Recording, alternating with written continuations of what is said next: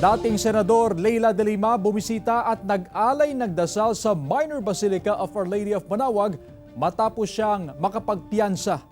Tinutukan niya ni Jasmine Gabriel Galban.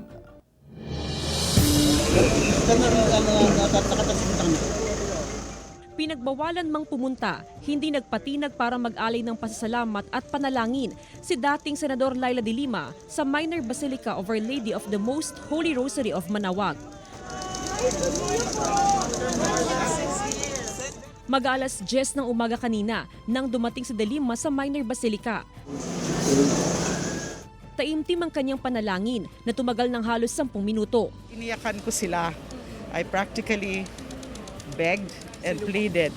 Some of my lawyers and some of the members of my team, wag na daw kasi security risk. Sabi ko, no, I can never ever break my promise to Mama Mary.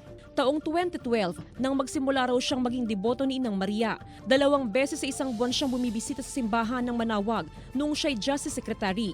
Hanggang sa makulong siya, hindi raw siya tumigil sa pananalig at pagtawag kay Our Lady of Manaoag.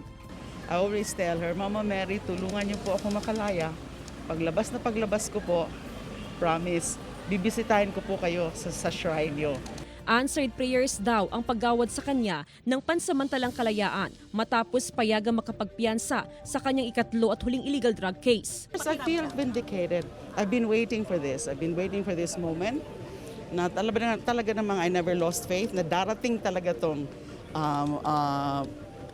moment na ito na mabibindicate ako na talaga namang gawa-gawa lang talaga yung mga kaso na yan. Matapos ang taimtim na panalangin, ipinag-pray over din ng paris simbahan si de Lima. Kasunod nito, nakipagkamay at kinausap ang mga taga-suporta na naghintay sa kanya para personal siyang makita. Tumagal ng halos 20 minuto sa loob ng simbahan si de Lima bago tuluyang umalis.